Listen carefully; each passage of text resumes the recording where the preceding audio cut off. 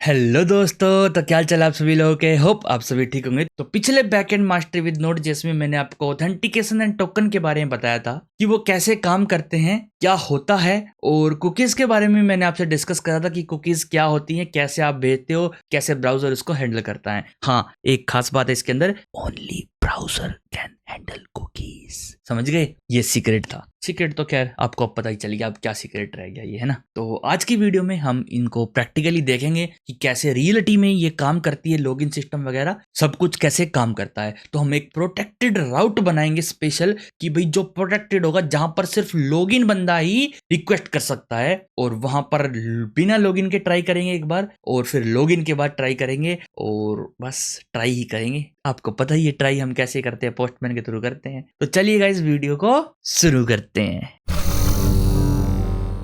Welcome back है guys आप सभी लोगों का एक और ब्रांड न्यू वीडियो के अंदर। और आज की इस वीडियो में हम प्रैक्टिकल करने वाले हैं पिछली थ्योरेटिकल वीडियो का। खैर थ्योरेटिकल तो नहीं थी पूरी, और प्रैक्टिकल भी नहीं थी पूरी। मैंने आपको कुछ चीजें भी बताई थी, जैसे कि JWT टोकन क्या है, कुकीज एडिटर डलवाया था आपसे, और यहाँ पर कुकीज के बारे में थोड़ा सा बताया था, हेडर्स के बारे में बताया था। तो ये सभी चीजें डिस्कस करेंगे आगे जाके, और अच्छे तरीके से करेंगे। आज का जो काम है वो करते हैं सबसे पहले। तो ये जो प्रोजेक्ट था हमारा URL शॉर्टनर, इसी को कॉपी कर ले नीचे। तो ये जो 15 वाला है इसको कॉपी करके यहीं पर मैं बाहर पेस्ट कर लेता हूँ। ये कॉपी हो रहा है, इतने कॉपी हो रहा है, तो चलो इतने कुछ भी नहीं कर सकते क्योंकि कॉपी हो चुका है। बहुत फास्ट हो रखा है मेरा लैपटॉप, पर ये फास्ट है नहीं, सच में बिल्कुल भी फास्ट नहीं है। कह सकते हैं इसके अंदर 16 GB रैम है, पर वो 16 GB किसी भी काम की नहीं है। कल मैं मतलब एक एंड्रॉइड एप्लीकेशन डेवलपमेंट कर रहा था, और मैंने चेक करा कि 16 की 16 GB भरी हुई, अटक अटक के चल रहा है बिल्कुल। और खुला क्या हुआ, सिर्फ VS कोड, एक इमुलेटर, और साथ में एक ब्राउजर, बस सिर्फ ये 3 चीजें खुली हुई थी। और रैम 16 की 16 GB यूज हो रखी थी, मतलब कि 16 GB है तो 15.6 GB यूज हो रखी थी, और बिल्कुल अटक अटक के चल रहा था कंप्यूटर। पता नहीं क्यों, जैसे ही मैंने रिस्टार्ट करा तो ओके हो गया, ब्राउजर भी चल रहा है, इमुलेटर भी चल रहा है, VS कोड भी चल रहा है, सब काम ओके हो रहा है। तो बस 12 GB भरी थी, 4 GB खाली थी चलने के लिए फ्रीली, अच्छा सा स्मूथ चल रहा था। देख लो, ऐसी भी सिचुएशंस होती हैं। तो जब भी आप प्रोग्राम बनाओ ना, तो उसको थोड़ा सा ना ऐसा बनाओ कि वो बिना बात मेमोरी कंज्यूम ना करे। उसके पीछे काम का कि इनफाइनाइट लूप चलाते रहोगे तो मेमोरी तो कंज्यूम होगी ना। तो चलो यहाँ पे अब आगे का काम करते हैं। 16 वाला ट्यूटोरियल है ये, और इसके अंदर हम देखेंगे ऑथेंटिकेशन और JWT, मतलब कि लॉगिन सिस्टम देखेंगे हम। तो लॉगिन सिस्टम को हम ऑथेंटिकेशन ही बोलते हैं वैसे तो। यहाँ पे मैं ओथ लिख लेता हूँ सबसे पहले, ओथ, और JWT एंड कुकीज। कुकीज भी इसके अंदर हम देखने वाले हैं थोड़ी बहुत, कि कुकीज सेटअप कैसे करेंगे। कुकीज में और कुछ होता भी नहीं है। तो यहाँ पर हमारा प्रोजेक्ट है, server.js में जाएंगे यहाँ पर, और यहाँ पर हम इसको स्टार्ट भी कर सकते हैं। पहले मैं CD कर लेता हूँ, CD 16, और यहाँ पर एंटर कर लेते हैं, ताकि मैं जब स्टार्ट करूँ तो फिर मेरे साथ दिक्कत ना आए कि मैं स्टार्ट कर रहा हूँ, स्टार्ट नहीं हो रहा है। तो यहाँ पर हमको कुछ पैकेजेस डालने पड़ेंगे। हाँ जी, एक पैकेज है JSON वेब टोकन, जो कि मैंने आपको बताया था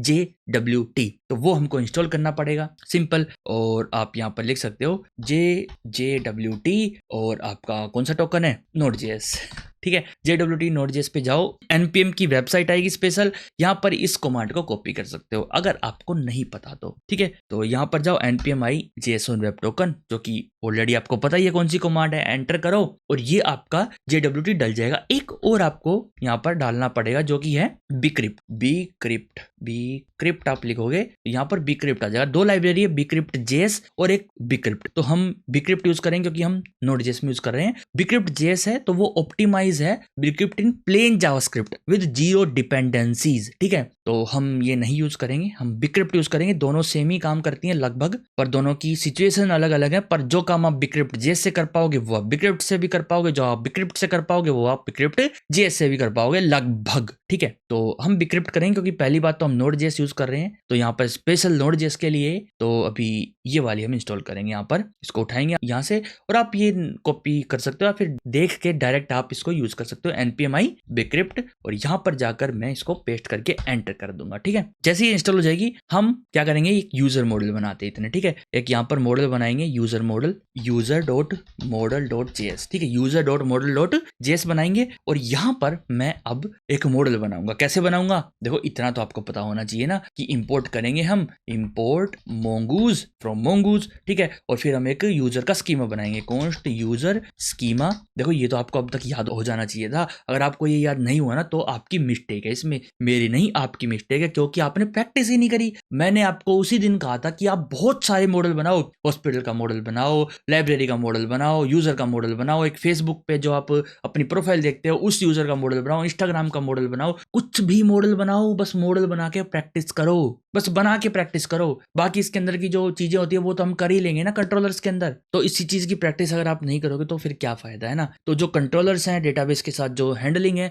वो तो हम धीरे धीरे सीखते ही रहेंगे। बाकी मोंगूज की पूरी आपके पास डॉक्यूमेंटेशन पड़ी है, जाके इजीली देख सकते हो वहां पर, ठीक है। तो एक यूजर का स्कीमा बनाते हैं, new schema, new mongoose dot schema, और यहाँ पर एक ऑब्जेक्ट आएगा, उसके बाद फिर से एक ऑब्जेक्ट आएगा जिसके अंदर आएगी टाइम स्टैम्प्स, जिसको हम ट्रू कर देंगे, ठीक है। ये तो आपको पता ही है, अगर नहीं पता तो मैं कुछ नहीं कर सकता, वो आपकी गलती है, ठीक है, क्योंकि आपने प्रैक्टिस नहीं करी। उसको एक्सपोर्ट करते हैं डायरेक्ट, एक्सपोर्ट कॉन्स्ट, और जो भी यूजर है हमारा उसको एक्सपोर्ट करेंगे हम मोंगूज डॉट मॉडल, और इसके अंदर सबसे पहले हम देंगे मॉडल का नाम जो कि है यूजर, और उसके बाद जो भी स्कीमा अपना यूजर स्कीमा हम डाल देंगे यहाँ पर, ठीक है। स्कीमा इसने ऐसे उठा लिया। अब स्कीमा को सेटअप करते हैं कि स्कीमा के अंदर कौन कौन सी फील्ड होनी चाहिए। तो फील्ड सेट करते हैं एक बार यहाँ पर। तो सबसे पहले क्या करें, एक तो यूजर नेम तो होगा ही होगा कि यूजर नेम तो चाहिए हमको, और यूजर नेम की जो डिटेल्स हैं वो हम यहाँ पे डाल देंगे, जैसे कि इसका जो टाइप है वो स्ट्रिंग में चाहिए हमको, और रिक्वायर्ड होना चाहिए, रिक्वायर्ड आपका हो जाएगा यहाँ पे ट्रू,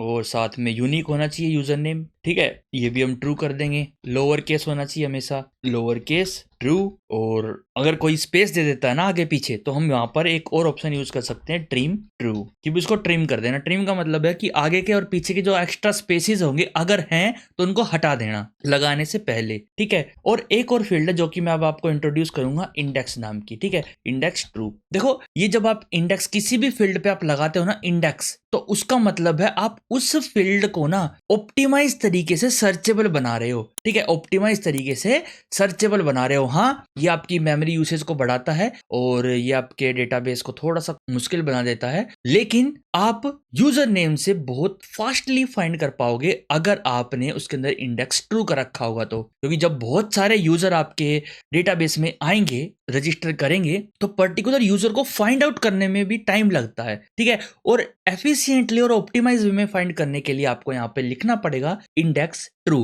अब जो मोंगूज का ये जो मॉडल है ये इसको इस तरीके से ऑप्टिमाइज करेगा, इस तरीके से कुछ इसकी इंडेक्सिंग करेगा ताकि आप इजीली फाइंड आउट कर पाओ एक यूजर नेम से, ठीक है। तो ऐसा नहीं है कि आप हर एक फील्ड में इंडेक्सिंग लगाते चले जाओगे, वो आपके डीबी को और भी ज्यादा स्लो कर देगा। हाँ जी, ऐसा नहीं होता, सिर्फ जो फील्ड आप चाहते हो कि मोस्टली मैं इस फील्ड से सर्च करता हूं तो वहां पर आपको ये लगाना चाहिए, ठीक है। तो अब इसको यहां से नीचे कॉपी कर लेते हैं, साथ में इनमें भी हम सेम ही रखेंगे, और यहाँ पर मैं ईमेल रख देता हूँ। क्या रख देता हूँ? एक ईमेल, यहाँ पर ईमेल रख देंगे क्योंकि ईमेल भी टाइप स्ट्रिंग होगी, यूनिक होगी, लोअर केस होगी, ट्रिम होगी, और इंडेक्सिंग भी हम उसे करेंगे, मतलब कि हम सर्चिंग करेंगे उससे काफी ज्यादा। जरूरी नहीं है इंडेक्सिंग लिखना, अभी बता रहा हूँ, सर्चिंग आप वैसे भी कर सकते हो, पर इंडेक्सिंग का मतलब है कि ऑप्टिमाइज तरीके से थोड़ा सा और फास्ट एफिशिएंटली काम करेगा हमारा डेटाबेस। ओके, अब उसके बाद हमको रखना है एक पासवर्ड फील्ड, ठीक है, पासवर्ड फील्ड रखनी है, पासवर्ड, और यूनिक नहीं होना चाहिए। अगर यूनिक रख दिया ना तो आपका अकाउंट हैक हो जाएंगे, सबसे पहली बात तो। क्यों? क्योंकि मान लो एक आपने पासवर्ड रख लिया, अगर कोई उस पासवर्ड को रखना चाहेगा तो वो कहेगा कि किसी ने तो रख रखा है ये पासवर्ड, तो किसी ने रख रखा है और पता चल गया किसने रखा तो आप पासवर्ड लिख लोगे। तो सबसे पहले बात यूनिक नहीं होना चाहिए, कोई भी कुछ भी पासवर्ड रख सकता है। लोअर केस भी हटा दो कि भाई जरूरी नहीं है लोअर केस रख के, भाई पासवर्ड तो अपर केस लोअर केस दोनों होने चाहिए। ट्रिम भी नहीं रखना क्योंकि अगर कोई स्पेस देना चाहे पासवर्ड में तो बिल्कुल आपको अलाउड है, आप दे दो स्पेस भी, ठीक है। इंडेक्सिंग टू, कभी भी मेरे को पासवर्ड से किसी भी अकाउंट को सर्च नहीं करना है तो यहाँ पर इंडेक्सिंग से भी मैं हटा दूंगा यहाँ पर, ठीक है। यूजर नेम हो गया, ईमेल हो गया, पासवर्ड हो गया। अब एक और चीज जो कि है रिफ्रेश टोकन, रिफ्रेश टोकन, ठीक है, टोकन। अब ये क्यों करते हैं, हम इसके अंदर एक टोकन को सेव करेंगे, टाइप इसकी हम स्ट्रिंग देंगे, और साथ में रिक्वायर्ड वगैरह हम इसके अंदर कुछ भी नहीं देंगे, ठीक है। हम इसके अंदर एक टोकन को सेव करवाएंगे। देखो रिफ्रेश टोकन का यूज ना मैं आपको बाद में बताऊंगा, बाद में इन द सेंस अभी मैं लॉगिन करवाऊंगा आपको एक्सेस टोकन के थ्रू, ठीक है। देखो एक्सेस टोकन, रिफ्रेश टोकन दोनों एक ही खेत की मूली है ये, ठीक है, मतलब कि दोनों के दोनों टोकन ही हैं और दोनों के दोनों JWT टोकन ही है। बस फर्क कितना है, जब आप JWT टोकन बनाते हो ना तो वहां पर आप एक्सपायरी डेट देते हो कि भाई ये टोकन इतने टाइम बाद एक्सपायर हो जाएगा, ठीक है। तो उस एक्सपायरी का जो टाइम लिमिट है वो थोड़ी सी रिफ्रेश टोकन की ज्यादा होती है और एक्सेस टोकन की कम होती है। वो आपके ऊपर डिपेंड है कि कितनी ज्यादा और कितनी कम। बस इतना समझ लो कि रिफ्रेश टोकन की एक्सपायरी टाइम हमेशा एक्सेस टोकन से ज्यादा होगी, ठीक है। एक्सेस टोकन से 3 या 4 गुना ज्यादा होगी। जैसे मान लो एक्सेस टोकन की आप 15 मिनट देते हो तो रिफ्रेश टोकन की आप 1 दिन दोगे, 2 घंटे दोगे, 5 घंटे दोगे, 2 दिन दोगे, कितनी भी दो पर कम से कम इतनी तो दो, ठीक है। और ये क्यों करते हैं करेंगे इसके बारे में भी डिस्कस। पहले एक बार यूजर स्कीमा अपना तैयार हो गया। अभी के लिए मैं इसके अंदर यही चीज रखता हूँ, यूजर, ईमेल, पासवर्ड और रिफ्रेश टोकन। अब आप कहोगे प्रोफाइल फोटो भी रखो ना, देखो प्रोफाइल फोटो रख लेंगे, ठीक है, पर पहले आपको फाइल अपलोड करनी तो सिखाऊं ताकि आप फोटो अपलोड कर सको, तो आप फोटो को हैंडल भी कर सको। तो उससे पहले मैं आपको वो सिखाऊंगा, ठीक है। तो अभी तक मैंने आपको सिखाया नहीं तो मैं वो भी रखूंगा भी नहीं, जब सिखाऊंगा तब रखवा लेंगे, क्यों चिंता करते हो। ये हमने यहाँ पे कर लिया इस चीज को। अब मैं क्या करूंगा, डायरेक्टली जाऊंगा कंट्रोलर में और यहाँ पर यूजर के राउट्स कंट्रोलर बनाऊंगा, ठीक है। तो सबसे पहले एक फाइल बनाता हूँ यहाँ पे user.controller.controller.js, ठीक है। एंटर करते हैं। मॉडल में मैंने हाँ user.model.js बनाई थी, इसके अंदर यूजर कंट्रोलर बनाएंगे हम, ठीक है। तो कंट्रोलर बनाने आपको आते ही है, इतनी सारी चीज तो मैंने आपको ऑलरेडी करा दी है। अब भी आप कंफ्यूज हो रहे हो अच्छी बात नहीं है, बिल्कुल अच्छी बात नहीं है। तो अब हम यहाँ पर क्या करते हैं, कंट्रोलर बनाते हैं, ठीक है। तो सबसे पहले यूजर का कंट्रोलर जो हम बनाएंगे वो है एक तो साइन अप का, कि भाई साइन अप करना यूजर को, तो कॉन्स्ट साइन अप, और ये हमारा एक कॉल बैक फंक्शन होगा या फिर आप असिंक रैपर तो हम लोग को लगाना ही, आपको पता ही है। यहाँ पे .js लिख देता हूँ वरना फिर एरर झेलना पड़ेगा आपको, ठीक है। असिंक रैपर, और इसके अंदर मैं दूंगा एक कॉल बैक फंक्शन जो कि आपका लेगा रिक्वेस्ट और रेस्पॉन्स और साथ में नेक्स्ट, ठीक है। और यहाँ पर मैं इस फंक्शन को रन कर दूंगा। डन, ये हमारा बन गया है साइन अप फंक्शन। अब यहाँ पर हम बाकी का काम करेंगे, जैसे कि साइन अप करते टाइम हमको क्या चाहिए, देखो हमने यूजर मॉडल बनाया था, इसके अंदर देख लो क्या क्या चीज रिक्वायर्ड थी, यूजर नेम, ईमेल और पासवर्ड, ये चीज तीनों चीजें रिक्वायर्ड थी ना। एक काम करते हैं, यूजर नेम के साथ उसका फुल नेम भी ले, क्या एक यहाँ पर फुल नेम की फील्ड भी बना लेते हैं, फुल नेम, और यहाँ पर इस तरीके से कोमा लगा देंगे नीचे, और यहाँ पर मैं लिख दूंगा टाइप जो है इसका स्ट्रिंग हो जाएगा, स्ट्रिंग, ठीक है। और रिक्वायर्ड इसको ट्रू कर देंगे, रिक्वायर्ड इसकी ट्रू कर देंगे, और बाकी ट्रिम वगैरह जो छोड़ो, ट्रिम कर देते हैं ना, ट्रिम यहाँ से उठा लेते हैं, कॉपी, और यूनिक हमको ये चाहिए नहीं, यूनिक नहीं करना, बस इतना ही, ठीक है, ठीक है। तो हमको क्या क्या भेजना है, सबसे पहले एक फुल नेम भेजना है, नेम भेजना है, ईमेल और पासवर्ड है ना। तो यहाँ पे हम लेंगे कॉन्स्ट, ये सभी हम डिस्ट्रक्चर कर लेंगे बॉडी से। एक तो हमको फुल नेम चाहिए, फुल नेम दे दो हमको, फुल नेम, और हमको दे दो यहाँ पर ईमेल दे दो, एक यूजर नेम दे दो, और पासवर्ड दो, पासवर्ड, और कंफर्म पासवर्ड दो, कंफर्म पासवर्ड, ठीक है। ये सारी चीजें हमको कहाँ से मिलेंगी, ये सारी चीजें हमको मिलेंगी रिक्वेस्ट डॉट बॉडी से। हाँ जी, रिक्वेस्ट डॉट बॉडी से। जब भी आप कहीं पर अकाउंट बनाते हो ना तो आपको हमेशा 2 फील्ड देनी पड़ती है पासवर्ड की, एक पासवर्ड, एक कंफर्म पासवर्ड, ठीक है।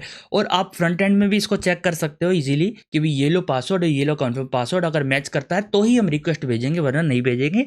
पर फॉर एक्स्ट्रा सिक्योरिटी रीजंस आप बैक एंड में भी चेक करवा सकते हो। आप पासवर्ड को फ्रंट एंड में तो चेक करो ही करो, पर साथ में बैक एंड में भी चेक करवाओ, क्योंकि कई बार आप नहीं कर पाओगे फ्रंट एंड में चेक। क्यों, जैसे कि पोस्टमैन में मैं चेक करके थोड़ी ना भेजूंगा, पोस्टमैन में तो मेरे को डायरेक्ट भेजना पड़ेगा। तो उन सिचुएशन में आपको बैक एंड में भी एक बार चेक वेरिफिकेशन लगाना पड़ेगा यहाँ पर, ठीक है। तो यहाँ पर हम काफी सारी वेरिफिकेशंस लगाएंगे, ठीक है। और वो वेरिफिकेशंस ये होगी कि भाई अगर आपको इनमें से कोई भी फील्ड नहीं मिलती है तो आपको एरर दे देना है, ठीक है। आप एक एक करके भी लगा सकते हो, जैसे कि इफ नॉट फुल नेम, तो आप क्या करोगे, एक एरर को थ्रो कर दोगे, थ्रो एपीआई एरर, जो कि मैंने आपको ऑलरेडी बता रखा है किस तरीके से थ्रो करना है। और यहाँ पर एपीआई एरर इस तरीके से नहीं लिखना, न्यू एपीआई एरर ऐसे लिखना है आपको। अब यहाँ पे स्टेटस कोड दे दो, 400 दे दो, मतलब कि बैड रिक्वेस्ट, और एक मैसेज दे सकते हो कि भाई आपको फुल नेम इज रिक्वायर्ड, ठीक है। तो इस तरीके से आप यहाँ पर दे सकते हो, full name is required, okay.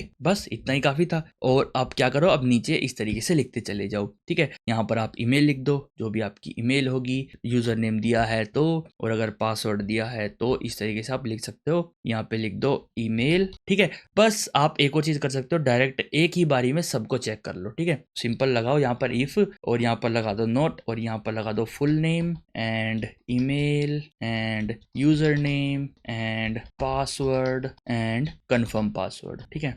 अगर ये सारे ट्रू होंगे तभी यहाँ पर ट्रू आएगा और वो फॉल्स बन जाएगा यहाँ पर जाकर, ठीक है। और अगर इनमें से एक भी फॉल्स हुआ, कोई सा भी, तो ये सारा फॉल्स हो जाएगा और यहाँ पर हमारा ट्रू हो जाएगा, जो कि थ्रो कर देगा error, throw new API error, ठीक है। देखो कितना आसान अब एरर को थ्रो करना, हम सिंपल थ्रो लिखते हैं न्यू एपीआई एरर और वहां पे लिख देते हैं 400, ठीक है। और यहाँ पे मैसेज लिख दूंगा कि रोंग क्रेडेंशियल्स, ठीक है, सिंपल। आप चाहो तो इसको डिटेल में भी लिख सकते हो, तो पर मैं आपको जल्दी जल्दी करा रहा हूँ, कोई दिक्कत की बात नहीं यहाँ पर।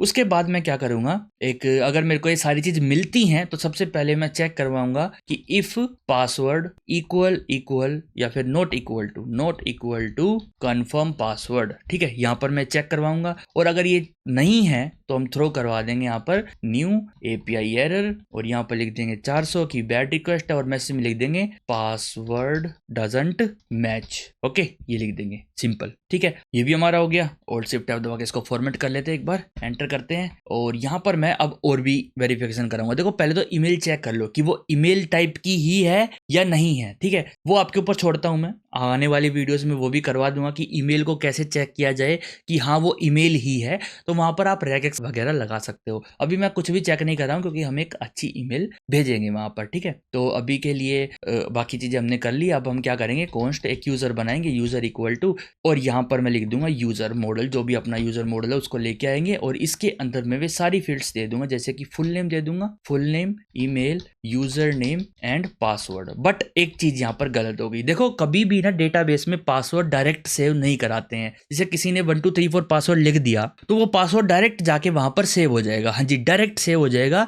तो आप भी देख सकते हो या कोई और आपने किसी को अपने डेटाबेस की बैकएंड की एक्सेस दे रखी है ताकि मैनेजिंग करने के लिए वो किसी का भी पासवर्ड देख के वहां पर लॉग इन कर सकता है, ठीक है। तो वहां पर दिक्कत आती है, आपको डायरेक्ट पासवर्ड कभी भी नहीं करवाना है। एक बात बताऊं आपको, करवा सकते हो, बिल्कुल करवा सकते हो, पर एक स्टैंडर्ड है कि नहीं करवाते, ठीक है। अगर बाई चांस आपका डेटाबेस हैक हो जाए, कुछ भी हैक हो जाए, तो वहां पर यूजर के पासवर्ड दिख जाएंगे सबको, तो कोई भी लॉगिन कर लेगा। लेकिन अगर आप क्या करो, आप पासवर्ड को एनक्रिप्ट करके सेव करो तो पासवर्ड पता ही नहीं चलेंगे ना। अब वही इसीलिए तो मैंने बिक्रिप्ट लाइब्रेरी को डाउनलोड किया था, इंस्टॉल किया था। अब यहाँ पे चलते हैं, देखो बिक्रिप्ट जो आपकी लाइब्रेरी है ये आपके पासवर्ड को एनक्रिप्ट कर देगी, ठीक है। कैसे करेगी देखो बताता हूँ आपको। हमको सोल्ट्स चाहिए, क्या चाहिए, हमको सोल्ट्स चाहिए। उस सोल्ट्स के थ्रू हम अपने पासवर्ड की हैशिंग कर सकते हैं, ठीक है। अब वो कैसे करनी है देखो अभी दिखाता हूँ मैं आपको। यहाँ पर मैं चलूंगा नीचे और हम लिखेंगे यहाँ पर हैश पासवर्ड, लेट करते हैं या कॉन्स्ट कर लो, const hash password equal to bcrypt. पहले बिक्रिप्ट को इंपोर्ट कर लेते हैं, इंपोर्ट बिक्रिप्ट फ्रॉम बिक्रिप्ट, ठीक है। ये मैंने बाई क्रिप्ट लिख दिया गया यहाँ पर बिक्रिप्ट, ठीक है। तो यहाँ पर बिक्रिप्ट लिखूंगा, बिक्रिप्ट डॉट हैश, और यहाँ पर मैं पासवर्ड भेज दूंगा, ठीक है। कि कौन से पासवर्ड को मेरे को बिक्रिप्ट कराना है, इस पासवर्ड को बिक्रिप्ट कराना है और सोल्ट वगैरह मेरे को मान लो 10 लगाने हैं, ठीक है। ये 10 राउंड फायर करेगा और सोल्ट वगैरह रखेगा और जो भी आपका पासवर्ड है वो आपको एनक्रिप्ट करके दे देगा और वो हैश पासवर्ड में सेव हो जाएगा। और हैश पासवर्ड हम पासवर्ड फील्ड में सेव करवा देंगे, ठीक है। कहां पर, पासवर्ड फील्ड में, पासवर्ड के अंदर आपका हैश पासवर्ड आ जाएगा, ठीक है। तो ये आपको दिख गया और उसके बाद मैं क्या करूंगा, यूजर को सेव करवा दूंगा, यूजर डॉट सेव करवा दूंगा। अब देखो ये छोटा मोटा नोड.जेएस का कोर्स थोड़ी ना है, कुछ ना कुछ तो एक्स्ट्रा करवाना पड़ेगा, है ना। तो अभी लेके चलता हूँ मैं थोड़े से एडवांस टॉपिक पे, जो कि स्टैंडर्ड में यूज किए जाते हैं। ऐसे एडवांस चीजें एक एडवांस डेवलपर बनना पड़ता है, आपको खुद से सीखना पड़ता है। तो अभी मैं आपको मोंगूज की डॉक्यूमेंटेशन पर लेके चलता हूँ। मोंगूज, ठीक है, मोंगूज npm पूरा लिखना पड़ेगा वरना मोंगूज आ गया रियलिटी में। तो ये आपकी मोंगूज की डॉक्यूमेंटेशन है। पूरी डॉक्यूमेंटेशन देखने के लिए आप mongoose.com पर जाओ और यहाँ पर रीड द डॉक्स कर लो, ठीक है। ये आपकी डॉक्यूमेंटेशन आ गई। यहाँ पे कुछ मिडलवेयर्स हैं, ये जैसे कि ये मिडलवेयर है, ठीक है। तो एक तो आप अपने खुद के मिडलवेयर क्रिएट कर सकते हो इसके अंदर और आप बने बनाए मिडलवेयर को यूज कर सकते हो। Type of middleware, validate, save, update one, delete one, init. तो सेव पे चलते, देखो ये एक मिडलवेयर है सेव। ये क्या करता है दिखाता हूं अभी आपको, ठीक है। एक सेकंड, कहाँ गए, मिडलवेयर पे चलते हैं। यहाँ पर सेव पे क्लिक करता हूँ, ये कहाँ लेके आ रहा है मेरे को, देखो, ठीक है। तो मिडलवेयर में हमको मान लो कुछ ऐसा करना है कि जब भी मैं पासवर्ड को अपडेट करूं तो मेरे को बार बार हैशिंग ना करनी पड़े, अपने आप ही हैशिंग कर दे। ठीक है, मेरे को बार बार कंट्रोलर में नहीं छेड़ना पड़े उसको जाके, मैं कंट्रोलर में सिर्फ डेटाबेस से फैचिंग का और डेटाबेस में डेटा डालने का काम करूंगा। मोंगोज उसको आगे देखेगा कि भाई डेटा डालने से पहले क्या करना है। ठीक है, तो प्री का मतलब है डेटा डालने से पहले, पोस्ट का मतलब है डेटा डालने के बाद। तो ये कुछ मिडलवेयर्स हैं, प्री के मिडलवेयर्स में जाते हैं। तो स्कीमा, कोई भी आपका जो स्कीमा है उस पे प्री लगाओगे। प्री मतलब कि पहले। ठीक है, पहले क्या करने से पहले यहां पर आप लिखोगे मेथड, जिस मेथड से पहले आपको, जैसे कि सेव करने से पहले, हमेशा सेव करने से पहले आपको क्या करना है, कुछ स्टफ करना है, कुछ काम करना है। ठीक है, उसके बाद आगे चलो, उसके बाद आगे चलो। तो ये है मिडलवेयर। ये क्या है, मिडलवेयर है। तो चलिए अब इसको यूज करके देखते हैं। देखो ये जो चीज मैंने यहाँ पर करी है ना, ये चीज मैं मिडलवेयर के अंदर करना चाहता हूँ। क्यों, मैं नहीं चाहता कि बार बार जब भी मैं साइन अप करूँ तो मैं ये चीज लगाऊं और मेरे को यहाँ पर आकर देखनी पड़े, या फिर बाद में मैं अगर कोई यूजर अपना पासवर्ड को अपडेट करता है वहां पर फिर से मेरे को ये पूरा का पूरा कोड लिखना पड़े और पासवर्ड को अपडेट करना पड़े, है ना। तो मैं इस हैशिंग को ही अच्छे तरीके से सेटअप कर दूंगा। कैसे, देखो अब वैसे तो आप यहाँ पर भी कर सकते हो, मैंने आपको बता दिया ऑलरेडी। ठीक है, और यहाँ से मैं कंट्रोल एक्स करता हूँ। कंट्रोल एक्स करने के बाद मैं सिंपल यहाँ पर जाऊंगा और इसके अंदर जो हमारा स्कीमा है उसके अंदर मैं सेटअप करूंगा। क्या, जो हमारा यूजर स्कीमा है उसके अंदर मैं प्री में सेटअप करूंगा, सेव में, कि भाई एक फंक्शन को रन करवा दो। ये जो फंक्शन है ना, ये फंक्शन को रन करवा दो। सॉरी, यहाँ पर आप कॉल बैक फंक्शन नहीं ले सकते, रीजन बताऊंगा क्यों, असिंक। और यहाँ पर मैं सिंपल फंक्शन लूंगा, फंक्शन के बाद इसके अंदर नेक्स्ट लेंगे, साथ में को ये ब्रैकेट्स लेंगे, करली ब्रैकेट। ठीक है, तो यहाँ पर आपको फंक्शन ही लेना पड़ेगा, एरो फंक्शन से काम नहीं चलेगा। ये है रूल नहीं है, ये जावास्क्रिप्ट का बेसिक है, क्योंकि इसके अंदर हम एक तरीके से एक ऑब्जेक्ट की डिटेल देखेंगे तो वहां पर हम दिस कीवर्ड का यूज करेंगे। और जो दिस है वो करंट कॉन्टेक्स्ट को नहीं देखता है, वो हमेशा एरो फंक्शन के अंदर वो ग्लोबल कॉन्टेक्स्ट को देखता है। तो जो फंक्शन है, अगर हम फंक्शन कीवर्ड का यूज करके कोई फंक्शन बनाते हैं तो उसके अंदर जो दिस कीवर्ड है वो हमारा करंट कॉन्टेक्स्ट को देखेगा, इस ऑब्जेक्ट के कॉन्टेक्स्ट को देखेगा। ठीक है, तो यहां पर अगर मैं करूं this dot password equal to this, ठीक है, यहां पर ये करेंगे और 1 मिनट इसको बंद कर देता हूं यहां से, और यहां पर भी लिखना पड़ेगा दिस। ठीक है, कि मैं ये कह रहा हूं कि भाई जब भी आप पहले सेव करने से पहले, जो सेव फंक्शन है ना, ये जो मैं यहाँ पर सेव फंक्शन चला रहा हूं, ये इससे पहले आपको क्या करना है, 1 सेकंड, यहाँ पर कर लिए ब्रैकेट हट गया शायद, हाँ ये, इससे पहले आपको ये फंक्शन को रन करना है। ठीक है, ऑटोमेटिकली जब भी मैं, देखो जब मैं इसको रन करूंगा ना तो ऑटोमेटिकली मोंगूज हमारे लिए इसको रन कर देगा, इस फंक्शन को। और वो क्या करेगा, जिस यूजर के थ्रू, कौन से यूजर के थ्रू रन हुआ है, ये इस यूजर के थ्रू। ठीक है, और इस यूजर के अंदर कौन कौन सी डिटेल है, ये फुल नेम, ये नेम है, ये मेल, ये पासवर्ड, जो भी इस यूजर के अंदर डिटेल होगी ना, उस पासवर्ड को हैश करके पासवर्ड के अंदर डाल दिया जाएगा। ठीक है, उस पासवर्ड को हैश करके पासवर्ड के अंदर डाल दिया जाएगा और अपने आप ही काम हो जाएगा अपना। ठीक है, अपने आप ही पासवर्ड हैश होके डालेगा। देखो ये ट्यूटोरियल थोड़े लेंथी हो सकते हैं पर ये बहुत काम किया आपके लिए। हाँ जी, अगर आप बैकएंड डेवलपमेंट में हो तो ये बहुत काम किया आपके लिए, ये आपको आने चाहिए। ऐसे ऐसे मिडलवेयर, ऐसे ऐसे फंक्शन आपको पता होने चाहिए कि जिनसे हम एक बार बना के छोड़ दे, बाकी काम अपने आप होता रहेगा। ठीक है, लेकिन यहाँ पर भी एक गड़बड़ है। गड़बड़ पता क्या है,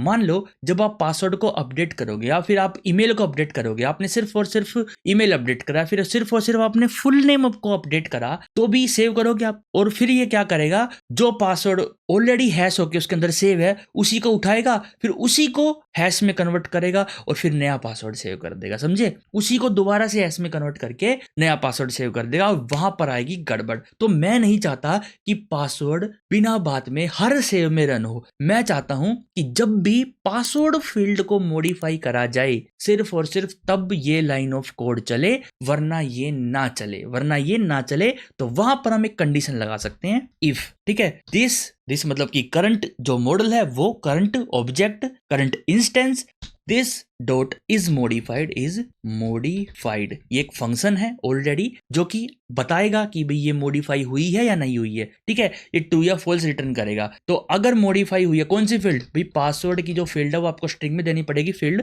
जो पासवर्ड की फील्ड है अगर वो मॉडिफाई हुई है, ठीक है, तो ही इस लाइन को चलाना। ओके, और आखिरी में क्या कर जाओ, नेक्स्ट कर जाओ, ये भी नेक्स्ट पे चले जाओ। ठीक है, जो भी नेक्स्ट अगर मिडलवेयर होगा तो वहां पे चला जाएगा, कोई दिक्कत नहीं है। तो ये समझ आ गया आपको? बहुत आसानी से समझ आ गया होगा ये तो, कि भाई अगर पासवर्ड की फील्ड मॉडिफाई हुई है तो ये चलाना। तो जब आप नया यूजर बनाओगे तो वहां पर तो पासवर्ड की फील्ड चेंज हुई है, तो वहां पर तो ये तो रन करेगा ही करेगा। लेकिन जब आप आगे जाके अपनी प्रोफाइल को अपडेट करवाओगे, मान लो नेम चेंज करवाया है आपने, तो जब भी आप सेव तो करोगे सेव फंक्शन से, जब आप सेव फंक्शन से सेव करोगे तो ये वाला कोड बिना बात रन नहीं होगा, क्योंकि आपने पासवर्ड फील्ड को तो चेंज ही नहीं करा, आपने चेंज करा है सिर्फ फुल नेम फील्ड को, तो फिर वो ऑटोमेटिक अपडेट हो जाएगी।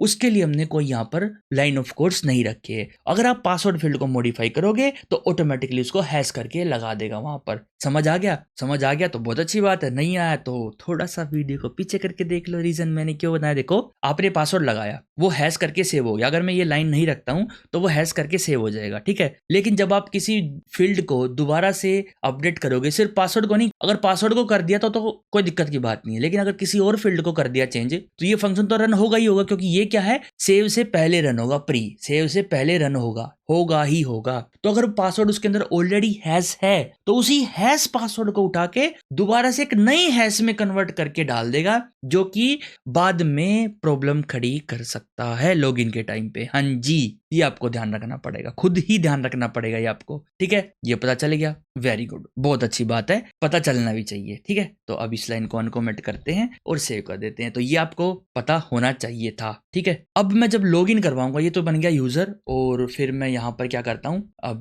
रिटर्न कर देता हूँ, रिटर्न res.status, और स्टेटस के अंदर 200 भेज देंगे, और इसके बाद में .json, उसके अंदर मैं भेजता हूँ न्यू API रेस्पॉन्स, और इसके अंदर स्टेटस कोड 200, और फिर जो डेटा है वो हम भेज देंगे कि भाई यूजर जो है क्रिएट हो चुका है, ठीक है। एक डेटा क्या भेजिए, डेटा तो कुछ भी नहीं भेजते हम, इसके अंदर नल भेज देते हैं, सिंपल नल, और मैसेज भेज देंगे यूजर क्रिएटेड, ठीक है। हाँ डेटा भेज देते हैं, डेटा में हम क्या भेजते हैं, देखो एक तो यूजर नेम भेजेंगे, user.username, और साथ में एक फुल नेम भेज देते हैं, ईमेल भेज देते हैं ना, ईमेल, और user.email, ठीक है। ये चीजें हमने भेज दी डेटा के अंदर, एक यूजर नेम भेज दिया और एक ईमेल भेज दिया कि भाई ये जो यूजर नेम है, ये ईमेल है, उससे एक यूजर को हमने क्रिएट कर दिया है सक्सेसफुली, ठीक है। इसको एक्सपोर्ट कर लेते हैं यहाँ से, डायरेक्ट एक्सपोर्ट, डन। और यहाँ पर मैं क्या करता हूँ, इसको नीचे की तरफ कॉपी कर देता हूँ और यहाँ पे लगाता हूँ लॉगिन, क्या लगाता हूँ, लॉगिन। अब आपको बताता हूँ लॉगिन में हम क्या करेंगे। लॉगिन में हम कुछ नहीं, थोड़ी छोटी मोटी चीजें करेंगे।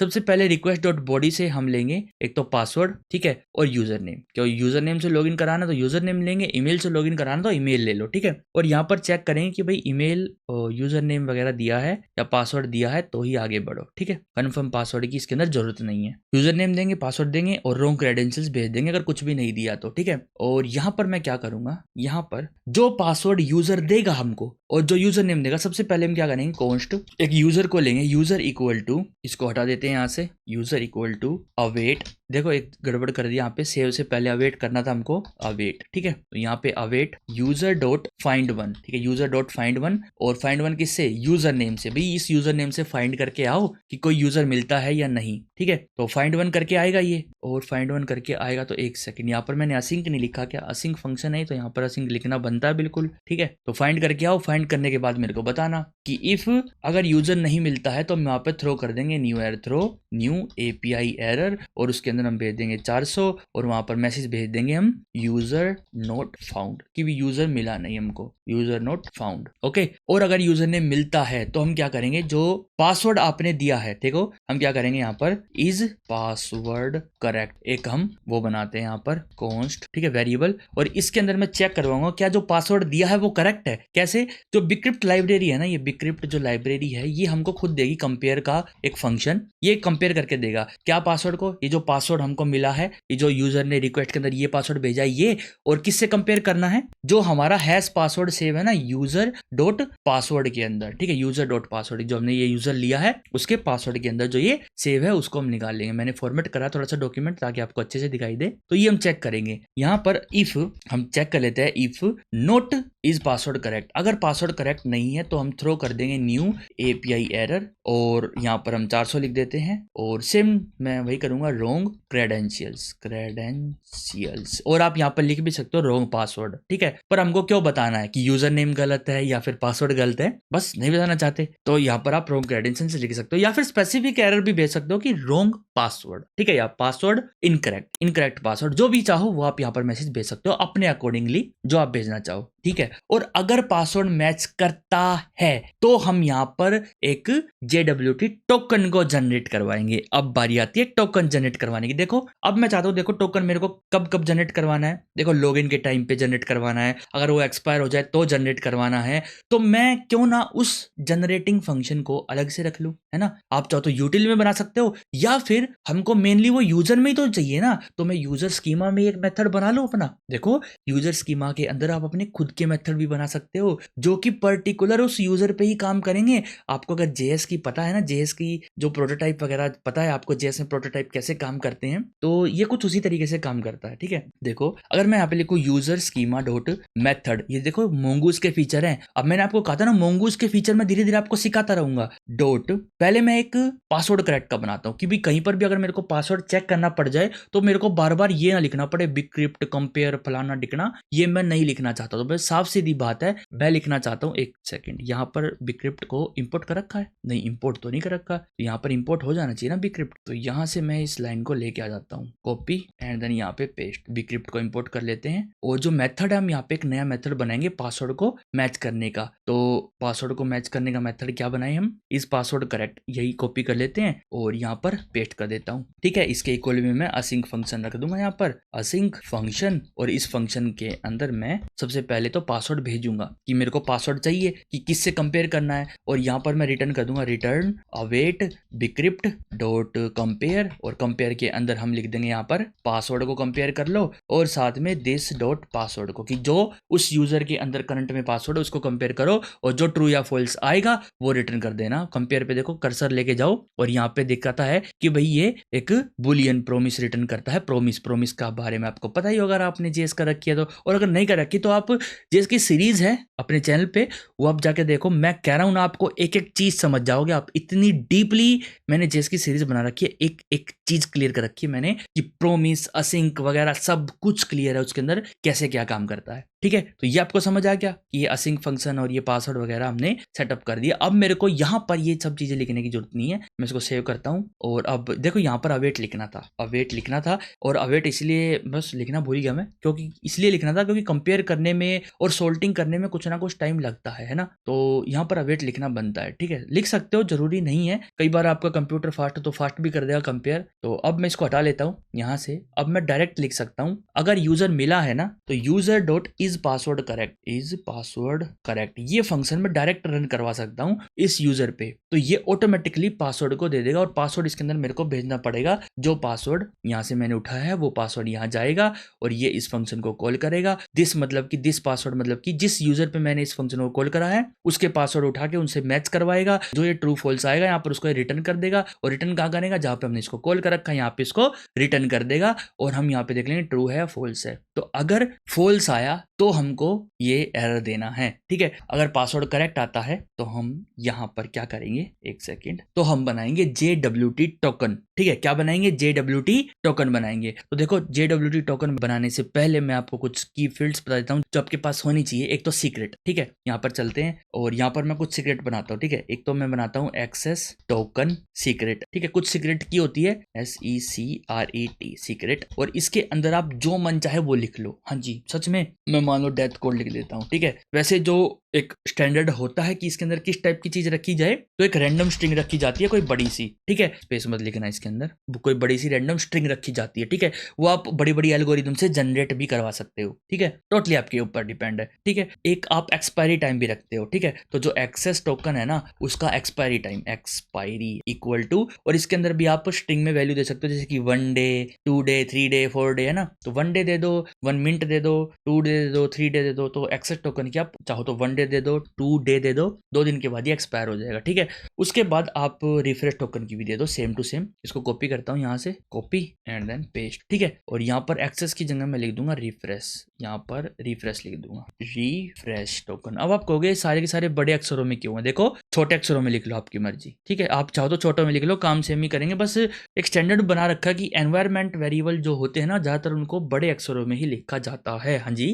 कैपिटल लेटर्स में ही लिखा जाता है। और मैंने आपको ऑलरेडी बताया था कि जो टाइम है रिफ्रेश टोकन का वो ज्यादा होता है, एक्सेस टोकन का कम होता है। तो ये चीजें आपको ध्यान रखनी पड़ेगी, ठीक है। बाकी आपकी मर्जी, आप उल्टा करना चाहते तो उल्टा कर लेना कोई प्रॉब्लम कुछ नहीं आएगी, बस यूसेज चेंज हो जाएगी थोड़ी सी, तो काम तो फिर भी करेगा ही करेगा। अब बनाते हैं JWT टोकन। अब क्यों ना, जब JWT टोकन बनाना है, मेरे को बहुत बार बनाना पड़ सकता है कहीं कहीं पर, और वेरीफाई भी कराना पड़ सकता है, तो क्यों ना मैं एक स्कीमा में ही ऐसा मेथड बना लूं, है ना, कि मैं डायरेक्ट यूजर लिखूं और वो ऑटोमेटिकली उससे कंपेयर करके दे दे मेरे को। कैसा रहेगा, आप बताओ कैसा रहेगा? देखो बहुत अच्छा रहेगा। तो एक जनरेट करते हैं एक्सेस टोकन को। तो यहाँ पर मैं बनाता हूँ user schema dot method dot generate access token, ठीक है। तो यहाँ पर एक फंक्शन बनाया हमने। इस फंक्शन में हमको किसी भी चीज की जरूरत नहीं है, एक सेकंड, ऐसे नहीं बनाते फंक्शन, ऐसे बनाते हैं फंक्शन, ठीक है। असिंग फंक्शन बनाएंगे, ठीक है। नहीं, यहाँ पे असिंग फंक्शन की आपको जरूरत नहीं है वैसे, क्योंकि जो JWT का काम होता है ना, वो इतना कोई कॉम्प्लेक्स नहीं, इतना टाइम नहीं लगता उसके अंदर। तो JWT का टाइम, जो वेटिंग टाइम, वो बहुत ही कम है। फटाफट आपका टोकन बन जाएगा, आपका प्रोग्राम नहीं रुकेगा, ठीक है। तो आपको सिर्फ और सिर्फ इतना लिखना है, रिटर्न JWT डॉट, एक सेकंड, JWT को इंपोर्ट तो कर ले पहले, import JWT from JSON web token, ठीक है। अब ये शॉर्ट फॉर्म है JSON वेब टोकन की। JWT डॉट साइन एक फंक्शन है इसके अंदर, साइन, जो कि जनरेट करता है। सबसे पहले आपको देना पड़ता है डेटा, कि क्या डेटा देना चाहते हो आप, ठीक है। तो मैं एक तो इसके अंदर आईडी दूंगा, और आईडी होगी वो दिस डॉट आईडी, ठीक है। और इसके अंदर मैं यूजर नेम दे देता हूँ, एक यूजर नेम, नहीं यूजर नेम दे क्या, हाँ यूजर नेम दे देते हैं, यूजर नेम। और इस यूजर नेम में मैं आपका दे दूंगा ID, sorry this dot user name, okay. एक सेकंड, थोड़ी प्रॉब्लम लग रही है, शायद मेथड्स होगा यहाँ पे, ठीक है, मेथड्स। अब अगर मैं दिस डॉट लिखूँ यूजर नेम, चलो लिख देते दिस डॉट यूजर नेम, आ जाएगा यहाँ पर। तो ये तो है पेलोड। JWT में मैंने आपको बताया था कि कौन सी एल्गो लगानी है, कौन सा क्या क्या करना है। तो सबसे पहले आपको देना पेलोड, उसके बाद आपको देना है यहाँ पर सीक्रेट की, प्राइवेट की, जो भी आप देना चाहो। तो वो हमारी एनवायरमेंट में सेव है। तो एनवायरमेंट वेरिएबल को कैसे एक्सेस करते हैं, प्रोसेस डॉट env डॉट, ये जो हमारा टोकन है एक्सेस टोकन सीक्रेट की, ठीक है, ये उठाते हैं और यहाँ पर पेस्ट कर देते हैं env डॉट। तो ये ऑटोमेटिकली टोकन की को उठा लेगा, ठीक है। और उसके बाद आप चाहो तो यहाँ पर ऑप्शंस दे सकते हो कि भी एल्गोरिदम कौन सी यूज करनी है, ठीक है, एल्गोरिदम कौन सी यूज करनी है आपको, वो आप ऑप्शन दे सकते हो, ठीक है। मैं बाय डिफॉल्ट करूंगा, तो मैं नहीं यूज करना चाहता। हाँ, एक्सपायरी टाइम मैं देना चाहता हूँ, तो एक्सपायर्स इन मैंने यहाँ पर दे दिया है। और एक्सपायर इन से भी मेरा जो प्रोसेस डॉट env है उसके अंदर सेव है डॉट, और वो मैं कॉपी करके ले आऊंगा एक्सेस टोकन की यहाँ से, और पेस्ट कर देंगे। एक सेकंड, पेस्ट नहीं हुआ, हो गया, ठीक है। ऑल्ट शिफ्ट टैब दबा के इसको फॉर्मेट कर दे, तो इस तरीके से आपको ये दिख जाएगा, ठीक है। ये जो JWT का साइन फंक्शन है, ये इन डेटा से फंक्शन को बनाएगा, उसके अंदर ये सीक्रेट की लगाएगा, ठीक है। यही है हमारा साइन, जो मैंने आपको पिछले ट्यूटोरियल के अंदर बताया था ना, जो हमारा तीसरी फील्ड होती है, ये हमारी की होती है, जिससे हम वेरीफाई करेंगे कि हाँ जो टोकन आया है फ्रंट एंड के द्वारा, कि वो रियल है या गलत है, ठीक है। सेव करते हैं इसको, और इसको भी सेव करते हैं। अभी तो देख लो कितना सारा काम करना पड़ रहा है, बैक एंड कोई छोटी मोटी चीज थोड़ी ना है, ये सभी चीज तो देखनी पड़ेगी, जब भी तो आप एक सिक्योरिटी एक्सपर्ट बन पाओगे। देखो ऐसा नहीं है JWT की सिक्योरिटी कम है, नहीं, काफी अच्छी सिक्योरिटी है JWT की, और बहुत जगह यूज होती है। हाँ जी, बहुत ज्यादा जगह यूज होती है। आप तोड़ के दिखा दो अगर आप कम कह रहे हो तो आप तोड़ के दिखा दो। टूट सकती है, बिल्कुल टूट सकती है, ऐसा नहीं है कि टूट नहीं सकती। सिक्योरिटी तो कोई भी टूट सकती है, लेकिन टाइम लगता है, हर एक चीज में टाइम लगता है, ठीक है। तो इतनी आसानी नहीं है तोड़ने की, और अगर टूट भी गई तो क्या कर लेंगे, क्या कर लेंगे, कुछ नहीं कर सकते। डेटाबेस पे डेटाबेस की एक्सेस मिल जाएगी, तो क्या हो जाएगा, डेटाबेस की एक्सेस मिल गई तो ऐसे ही थोड़ी ना एक्सेस मिल जाएगी डेटाबेस की। डेटाबेस की अपने पासवर्ड और सिक्योरिटीज होती हैं कुछ, ठीक है। बैकएंड की मिलेगी, बैकएंड पे मिलके क्या कर लोगे आप, कहाँ पर वो बैकएंड सेव है वहां की तो नहीं मिलेगी ना। एक यूजर की मिलेगी, उसका पासवर्ड भी नहीं मिलेगा, पासवर्ड उसका हैश में सेव है, और उसका सोल्ट हमारा है। तो बहुत सारी चीजें सिक्योर है यहाँ पर, है ना। तो काफी सिक्योरिटी के साथ मैं आपको बैकएंड बनाना सिखा रहा हूँ, और भी ज्यादा सिक्योरिटी आप ऐड कर सकते हो, बताएंगे धीरे धीरे, कोर्स का यूज करेंगे आगे आने वाले वीडियोस में, तो कोर्स का ही बताऊंगा मैं आपको। तो ये तो हमारा बन गया एक फंक्शन, और इसको मैं यहाँ से कॉपी करता हूँ और एक और नीचे कॉपी कर लेता हूँ, और यहाँ पे एक्सेस की जगह लिख देता हूँ रिफ्रेश। क्या लिख देता हूँ, रिफ्रेश। एक रिफ्रेश टोकन भी तो जनरेट करवाना है ना, तो बस यहाँ पर कुछ नहीं करना, इस एक्सेस की जगह रिफ्रेश लिखना है रिफ्रेश, ठीक है। और ये रिफ्रेश टोकन सीक्रेट अपने आप ENV से आ जाएगा, ये रिफ्रेश टोकन सीक्रेट और रिफ्रेश टोकन एक्सपायरी। टोकन दोनों सेम है, मैंने आपको अभी बताया टोकन दोनों के दोनों सेम है। हाँ जी, टोकन दोनों के दोनों सेम है, बस फर्क अलग अलग है कि भाई ये अलग टोकन है और वो अलग टोकन है, एक्सपायरी दोनों की अलग अलग है बस, ठीक है। टोकन दोनों सेम है। एक काम करते हैं, रिफ्रेश टोकन के अंदर सिर्फ आईडी रखते हैं, ठीक है। ये सीक्रेट टोकन है क्योंकि ये मैं फ्रंट एंड में नहीं भेजूंगा, ये सिर्फ बैक एंड में ही सेव रहेगा। हाँ, एक्सेस टोकन फ्रंट एंड में भेजेंगे और यहाँ पर मैं आप चाहो तो और भी चीजें डाल सकते हो, चाहो तो ईमेल डाल लो और ईमेल के अंदर डाल दो this.email, ओके। तो इस तरीके से आप मेथड ही बना सकते हो, ठीक है। देखो मेथड अलग चीज है और ये मिडलवेयर अलग चीज है। मिडलवेयर मतलब कि कोई सेव होने से पहले या बीच में कुछ काम करवाना हो आपको। मेथड मतलब कि आप पर्टिकुलर स्कीमा पे कुछ मेथड सेट करके रख दो और फिर आप वे यूज कर सकते हो बाद में। तो अब मैं कंट्रोलर में कैसे यूज करूंगा इनको, सिंपल मेरे को अगर टोकन जनरेट करवाना है तो मैं यहाँ पे लिखूंगा एक्सेस टोकन, एक कॉन्स्ट बनाता हूँ यहाँ पे, const access token equal to user dot generate access token, ठीक है। सिंपल इतना करूंगा और मेरे पास टोकन जनरेट होके आ जाएगा। और एक रिफ्रेश टोकन जनरेट करवाता हूँ, रिफ्रेश टोकन, और यहाँ पर मैं जनरेट रिफ्रेश टोकन ये रन कर देता हूँ, ठीक है। दोनों टोकन जनरेट होके आ जाएंगे मेरे पास। अब जनरेट होके जैसे ये आएंगे पर यहाँ पर मेरे को अवेट नहीं लगाना, नहीं अवेट नहीं लगाना, हाँ यहाँ पर अवेट लगाना है मेरे को क्योंकि ये असिंक फंक्शन है, ठीक है। इस पासवर्ड करेक्ट, ओके। और बस ये इतना ही था हमारा, यहाँ पर ये जनरेट होके आ जाएंगे। उसके बाद हम रिस्पॉन्स को सेंड कर देंगे। यहाँ पर क्या सेंड करेंगे, हम लॉगिन में यूजर नेम ईमेल आईडी वगैरह भेज देंगे, ठीक है। यहाँ पर ईमेल भेज देंगे और फुल नेम भेज देंगे, फुल नेम में यूजर डॉट फुल नेम आ जाएगा। साथ में आप और भी चीजें भेज सकते हो यहाँ पर, जैसे कि एक्सेस टोकन तो भेजना ही पड़ेगा आपको, एक्सेस टोकन आप भेज दो यहाँ पे, ठीक है, डेटा के अंदर। तो ये सभी चीजें मैंने यहाँ पर भेज दी हैं। और हाँ, अब बारी आती है कुकीज लगाने की, है ना। तो यहाँ पर आप एक काम करो, res.cookies लगा सकते हो, कुकी। और उसके बाद यहाँ पे आप कुकी का नाम दे दो, जैसे कि हम दे देते हैं यहाँ पर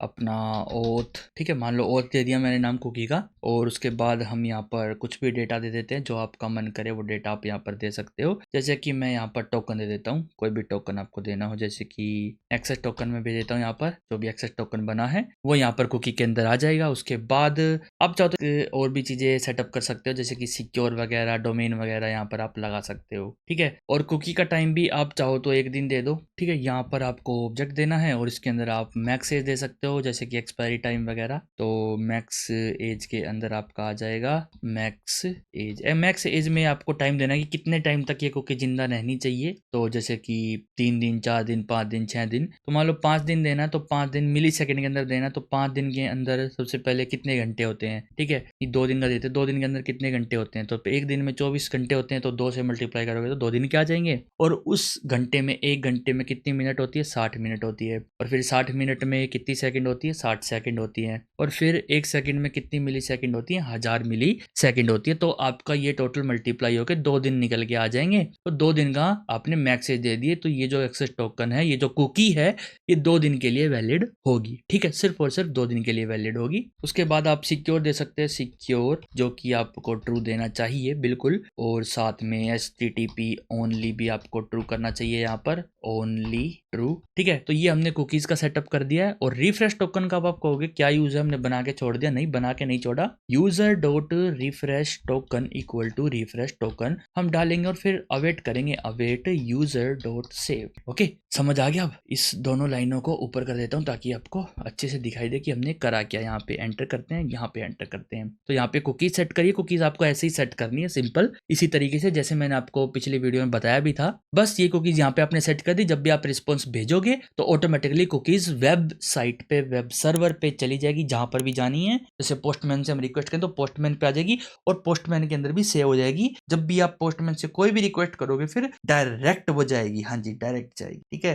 तो ये तो हमारा बन गया लॉगिन का फंक्शन। और साथ में हमने एक्सेस टोकन को इसके साथ भी भेजा है, ताकि अगर कहीं पे कुकीज के बिना अगर लॉगिन करवाना है तो टोकन उनको एक्सेस मिले, क्योंकि इसी टोकन से वो एक्सेस होगी, ओके। अब एक काम करते हैं, यहाँ पे मैं इस फंक्शन को बंद करता हूँ और एक लॉग आउट फंक्शन और बनाता हूँ। देखो इनको चला के हम नेक्स्ट वीडियो में देखेंगे, क्योंकि वीडियो बहुत लेंथी हो रही है ना। लॉग आउट, तो लॉग आउट में हमको कुछ नहीं करना, कुछ भी नहीं करना, सिंपल ये इसको हम पूरे को हटा देंगे यहाँ से, पूरे के पूरे यूजर को हटा देंगे। ठीक है, तो इस लॉग आउट के अंदर मेरे को सबसे पहले देखनी है कि मेरे पास टोकन आया है या नहीं। देखो टोकन नहीं आया तो हमको लॉग आउट नहीं करना है। ठीक है, अनसक्सेसफुल भी हो सकता है लॉग आउट। आपको पता है लॉग आउट का मतलब सिर्फ ये नहीं है कि लॉग आउट कर दिया, नहीं, लॉग आउट का मतलब ये है कि आपने सक्सेसफुली लॉग आउट कर लिया। ठीक है, फ्रंट एंड से तो आप शायद सक्सेसफुली कर लोगे, लेकिन बैक एंड से सक्सेसफुली लॉग आउट का मतलब है कि डेटाबेस में से रिफ्रेश टोकन को भी हटाना पड़ेगा।